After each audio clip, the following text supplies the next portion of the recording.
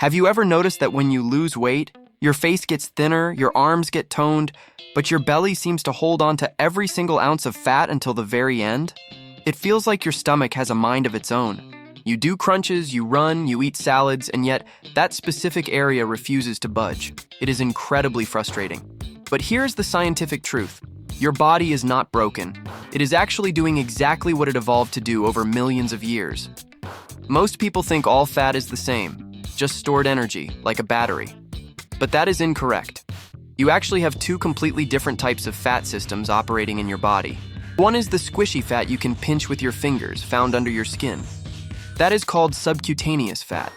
It is relatively friendly. It keeps you warm and stores energy for later. But then, there is the other kind. The kind you cannot pinch because it is buried deep inside your torso, behind your abdominal muscles. This is visceral fat. It wraps around your liver, your pancreas, and your intestines like a protective blanket that has become too tight. Visceral fat behaves differently. It has different chemistry, different receptors, and it reacts to different hormones. While you are trying to burn calories, your body is protecting this specific depot of fat as if its survival depends on it. To understand why it stays, we have to look at the biology of survival. We need to look at how your body decides what to keep and what to burn. It turns out your belly fat is not just stubborn. It is acting like a separate organ with its own agenda. So, how does this actually work? Why does the body burn fat from your legs before your belly? To understand this, imagine your fat cells are not just inert bags of grease. Think of them as houses with mailboxes. These mailboxes are receptors waiting for a letter from your hormones. The letter says, "Hey, we need energy. Please release some fat into the bloodstream to be burned." Here is where it gets fascinating. There are two main types of mailboxes, or receptors, on fat cells. We call them alpha-2 and beta-2 receptors. This is the most critical part of the puzzle, so let's use a traffic analogy. The beta-2 receptors are green lights. When hormones hit them, they say, "Go, release the fat, burn it up." The alpha-2 receptors are red lights. When hormones hit them, they say, "Stop, halt, lock the doors, do not release anything." Now, here is the unfair distribution map of your body. The fat on your arms and legs usually has a lot of beta receptors, lots of green lights. So when you exercise, your body easily grabs energy from there. But visceral fat? That deep belly fat is packed with alpha-2 receptors. It is full of red lights. You are sending signals to burn fat, but the visceral fat cells are slamming on the brakes. From an evolutionary standpoint, this makes sense. This deep fat surrounds your vital organs. It is the emergency fund your ancestors needed to survive a long winter or a famine. Your body coded this fat to be the last resort. It is harder to access because it was meant to be the savings account you only touch when you are absolutely broke. Furthermore, visceral fat is not just sitting there quietly. Scientists used to think fat was passive storage, like a warehouse. We now know that visceral fat is biologically active. It acts like a gland. It pumps out its own chemicals called cytokines. Some of these chemicals actually increase inflammation in your body. It is almost like a parasite that changes the environment to suit itself. It releases signals that can interfere with how your body handles insulin. Insulin is the hormone that tells cells to store energy. When visceral fat creates inflammation, it makes your body less sensitive to insulin. So, your body pumps out more insulin to compensate. And guess what high insulin does? It acts like a master lock on fat cells.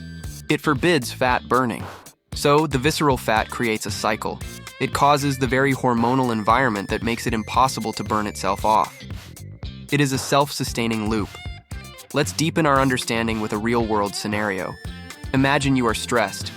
Maybe not chased by a lion stressed, but tight deadline and stuck in traffic stressed.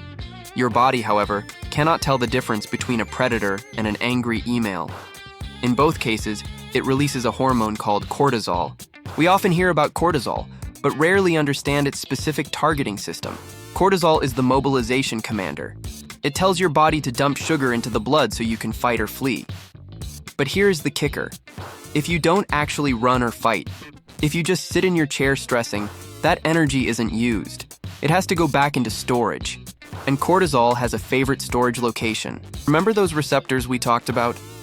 It turns out that visceral fat tissue has a massive number of cortisol receptors compared to fat elsewhere. It is like a magnet for stress-induced storage. Think of it like this. You are the manager of a warehouse. A shipment comes in. Energy. If the environment is calm, you put the boxes in the back, subcutaneous fat. But if you are in a state of emergency expecting a war, you stack the boxes right next to the loading dock and the central control room so you can grab them instantly. In your body, the control room is the liver. Visceral fat is located right next to the liver. This is not an accident. There is a blood vessel called the portal vein that connects your intestines directly to your liver. Visceral fat sits right along this highway. When you are chronically stressed, your body keeps packing energy into this visceral area because it thinks you are in a prolonged crisis. It wants the fuel source right next to the liver for rapid conversion into glucose. Experiments show this clearly. If you look at populations of monkeys or humans with high social stress, they consistently develop more abdominal obesity, even if their calorie intake is the same as a non-stressed group. It is the biology of defense. The body is saying, we are under attack, protect the organs, keep the fuel close. This proximity to the liver is also why it is dangerous. Because visceral fat is so active, it drips fatty acids and inflammatory signals directly into the liver through that portal vein. It is like dumping trash upstream from a water treatment plant. This constant flow of fat into the liver is what leads to metabolic problems. It clogs up the machinery, leading to fatty liver disease and systemic issues. So the location that makes it efficient for survival in the Stone Age makes it toxic for survival in the modern age. So, what does this change about how we see ourselves? It means that a stubborn belly is not a failure of willpower. It is a success of evolution.